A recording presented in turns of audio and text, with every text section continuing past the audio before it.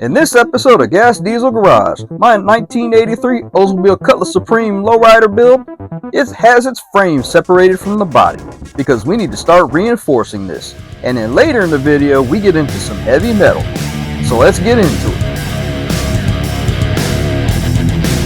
In order to take everything off the back, I have to pop the trunk because all the bolts are inside. And the license plate bracket, it comes off too because there's hidden bolts back there. Now on these G bodies, I start with the most delicate thing, and those are the side markers. I take the two nuts off the back inside and I pry them out ever so slightly so they don't break. And check this out. You can't mistake which ones are which because one says left and one says right. Now for the reverse lights. These are actually pretty easy. They're just little knobs that you have to unscrew to take them out. And they're on the inside as you see here. Once you take out all 8 of those knobs, you're able to pry the light assembly out and then take the sockets out as you see here. See, all you gotta do is just set it to the side. You got all the bolts taken out, you're able to take the light assemblies out, the sockets, and this little insert here. Don't lose that insert. That happens on a lot of Cadillacs. Next, you see the bumper here? This is the bumper cover, and you got all those nuts down there that look like they're rusted out. But continuing on, taking the light assembly out and the insert so you don't scratch the paint. And since you removed all this stuff, you can actually clean out all this stuff that's probably been sitting in here since the 80s.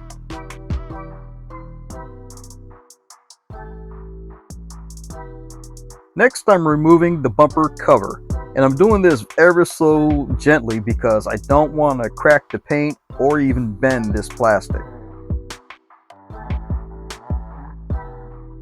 Well, here's a fun fact about a Oldsmobile Cutlass Supreme. Do you guys know what this is? This is a little Schrader valve for air ride. So yes, this 1983 Oldsmobile Cutlass Supreme had adjustable ride height with air shocks on it. But of course, we're not running air shocks. We're running hydraulics. Yep, right there. Looks like a little bicycle stem there. You put air to it, and then it shoots air through these lines right here that we're gonna get rid of, and it shoots it right up into the shocks. These are airbag or air ride shocks, air adjustable, I guess you could call it. But of course, we're not running any shocks because we're running hydraulics. Now time for the bumper removal. I'm doing this one gently too because I don't want to scratch the chrome. And this thing is heavy, believe me. Okay, now that I got the front and the rear disassembled, I'm able to access the body bolts, and there's a total of 8 of them. Now it's time to rearrange my jacks. I need to take the 4 jacks that are sitting on the frame right now. I need to switch them to the outer edge of the body. As you see here, I have it right here on the outer edge because we got to drop the frame.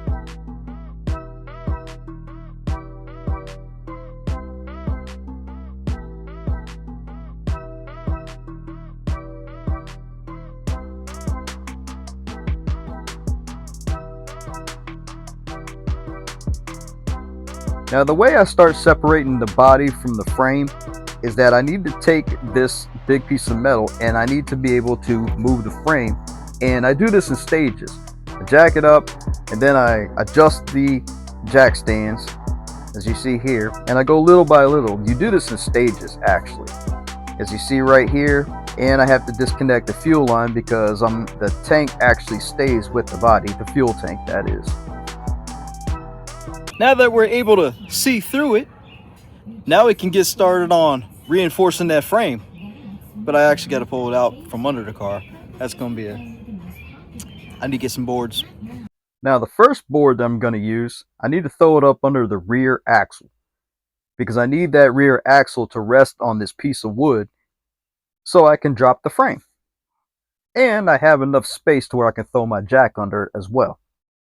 At this point, I have the body secure. They're sitting on those big 4 jack stands, but now I need to take my medium jack stand and my small jack stand and start dropping it down, adjusting, dropping it down, and adjusting.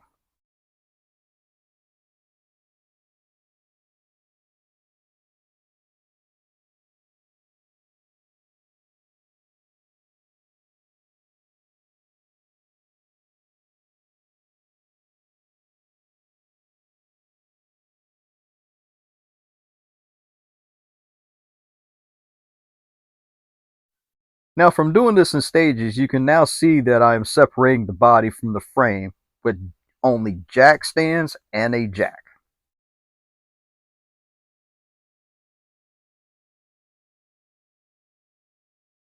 Now, if you see what comes next, yes, I am dropping the frame all the way down to the ground sitting on these blocks because I need to get my engine hoist out and I need to lift the body up because I don't have enough height with those jack stands. So I need to get the body up a little bit higher so I can slide the frame out.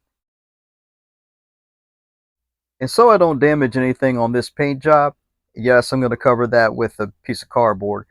But I need to use these holes. These are the strongest points of this body, so of course use this. And here's my cardboard so I don't scratch the trunk. If you guys out there think this is sketchy, well, yeah, it is sketchy. But you do what you got to do when you have limited resources. All right, now I got all the spacing that I need with my jack stands in the body. Now, you see these big blocks of wood? I slide them up under the body and I have them sitting and resting on both of those jack stands that were sitting on the body earlier. And I'm only doing this because I need to get the height to pull the frame out. Now, all of this making sense to you?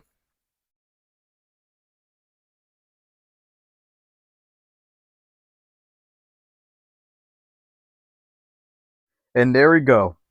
That's not going anywhere.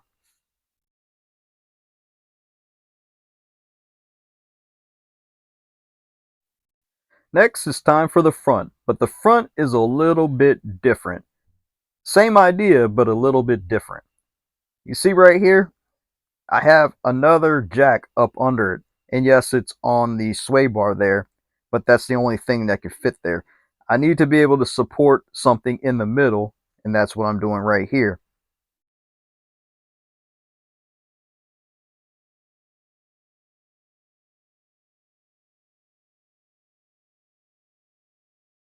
Now it's time to grab the straps and find some body holes that are strong, which are right here, as you see.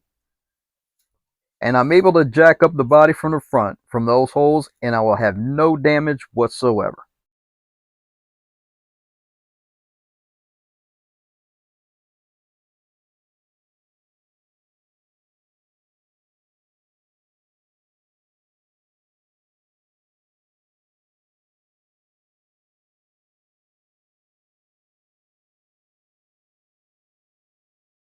Once I got everything level, as you see here, I have enough space to throw that other piece of wood up under the front so I can support the body.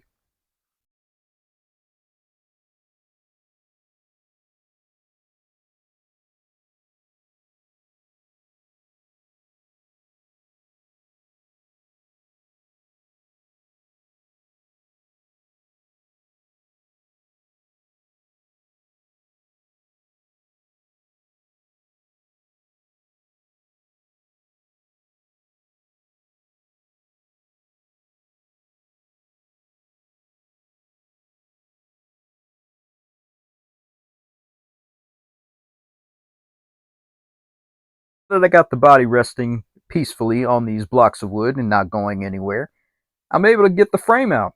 But the first thing I need these furniture movers, and if you put a big block of wood on it or a piece of metal, they're going to be strong enough to move a whole frame and engine, just like this.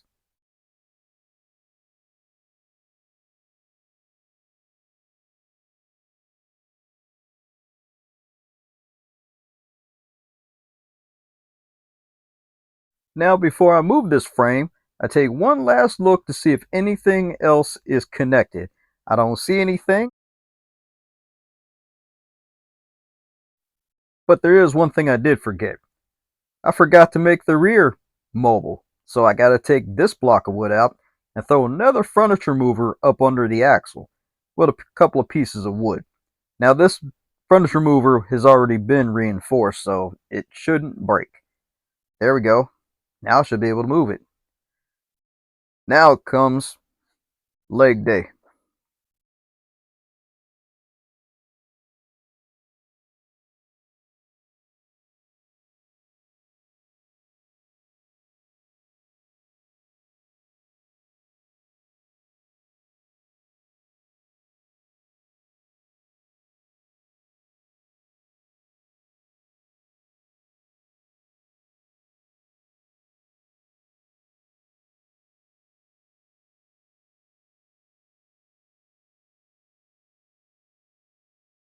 All right, for the most part, I got the frame out, but I need a little bit more real estate. So what I need to do is I need to make some kind of apparatus for the front so I can move that better, because the furniture mover pretty much broke in half. I guess it wasn't as strong as I thought, but still got a little bit more room. Now I could sit here and weld all this stuff in, but I don't want that body sitting over my head just in case it falls down and crushes me, and then I won't be able to make any more content.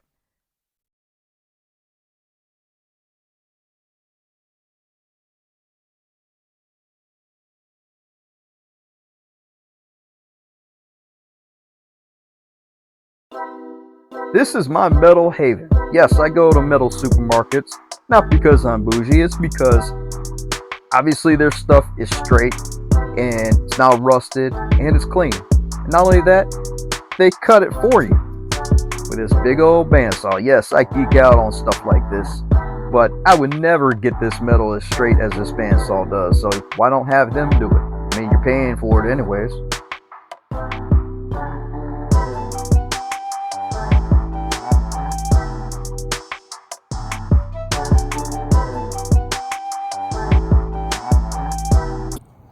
Now, I'm not gonna lie, pulling this frame out was a pain in the ass, especially when the front's not mobile. It's just sitting on my little furniture dollies there, which ended up snapping in half. But I put the wheels back on the rear. That helped out with it being mobile, of course, because I haven't decided to take the axle out yet because I got to do some measurements for my bridge and, and all that good stuff there. So what we need to do now is we need to find a way to make this thing mobile in the front. Now, being that I am a heavy diesel mechanic, I know exactly what kind of metal I need to make this front end strong so I can put some casters on it, maybe even some wheels, but I'm just gonna do some casters. And I'm not gonna go buy casters. I'm gonna use some junk that's sitting here right in my garage. Gotta fabricate some stuff to be able to move this thing around and maybe even possibly get it on this trailer right here. So that's what we're gonna do now. And here's my solution on how we're gonna make my front end on this G-Body lowrider mobile. This is a K-frame. This is what you see on an 18-wheeler trailer, tractor trailer. If this thing can hold about 80,000 pounds of cargo, well, it's definitely gonna be able to hold up that engine and frame on my G-Body. And by the way, you can pick those up at the junkyard or scrap metal place very easily because these things are replaced constantly. Now here's the plan. We're gonna take this big old heavy cable, see this right here. Bring it, boy, get some workout. I had that leg workout earlier, pulling that frame out, but now we need to take this. Oh, and what we need to do is, oh my God, it is pretty damn heavy. That's why I hear all that clanging at work constantly.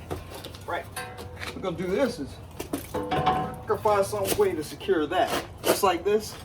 Then we're gonna make up some casters and stuff like that so we can move this thing out. So let's go ahead and get to welding and drilling and all that good stuff.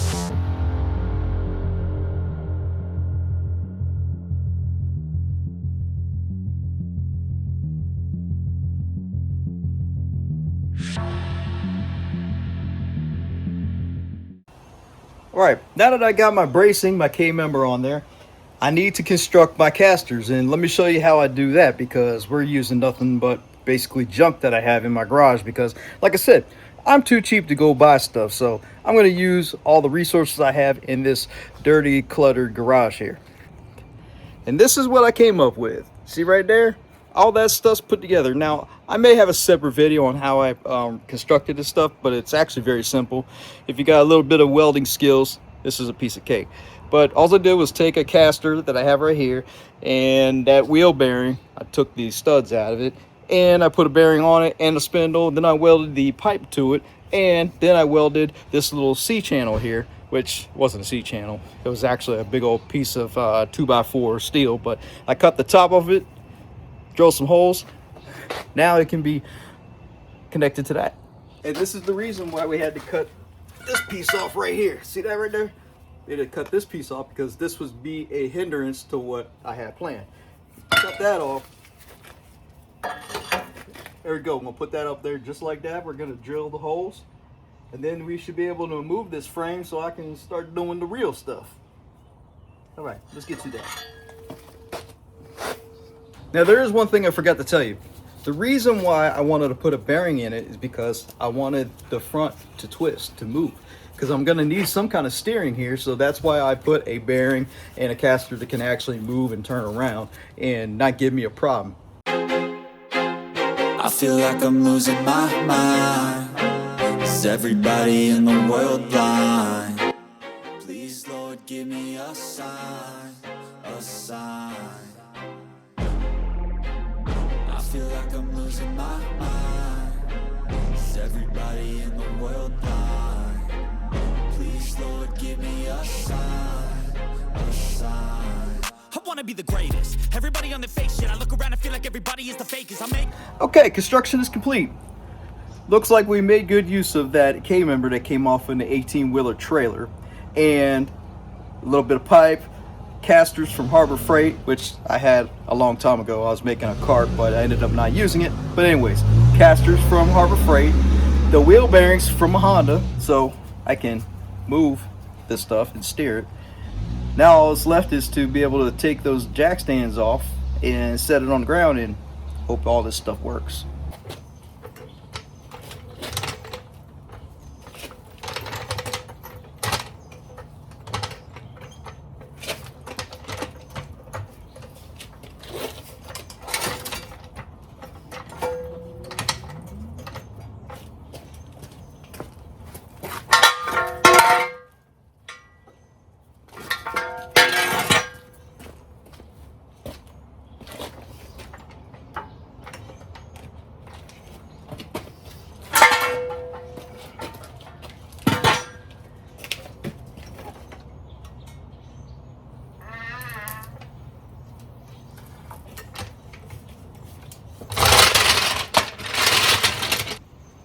Well, so far so good. It's holding the weight. None of my welds broke, so now I should be able to move that onto that.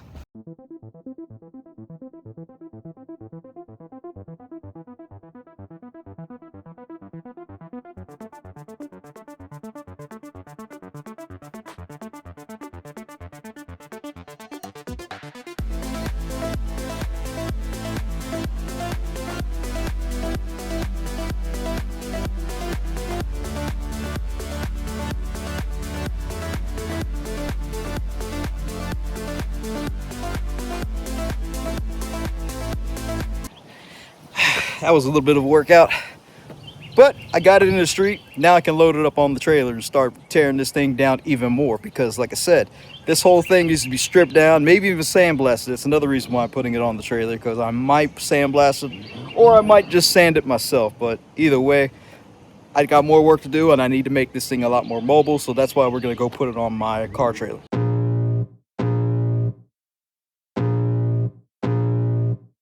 I can feel the blood creeping up from the heathens. Got will, got fight, got pride, got reason. If they wanna go eat, then you know I'm gonna feed them. If you're coming for me, hope you're ready for a demon. I got eyes in the back of my head, I'm seeing. Take me for granted and you know I'm leaving. I'ma take what's mine with the webs I'm weaving. I could take this crowd from seeing to believing. Got a taste for blood and my tongue keeps bleeding from the words I spit. So sharp, so freezing, so cold. Behold, frostbite they feeling. I could tear you apart or I could go heal them. Don't believe in fate, don't believe in ceilings. I just need it. All right, there we go. We were able to get the frame off the G-body, make it mobile with our little makeshift little apparatus right there in the front. Like I said, use junk, no need to buy stuff. Use junk, use your imagination. Anyways, in the next video, what we're gonna do is we're gonna take the engine off, the drivetrain, the rest of the suspension, control arms, and the rear end. I think I said the rear end. Anyways, if I did, oh well, sorry. Good to say it again. Then after we get everything stripped off, we're going to start putting in the lowrider stuff. We're going to start reinforcing this frame. We're going to put the bridge in, and I just hope you guys stick with me, and I guess we'll see you next time. Peace.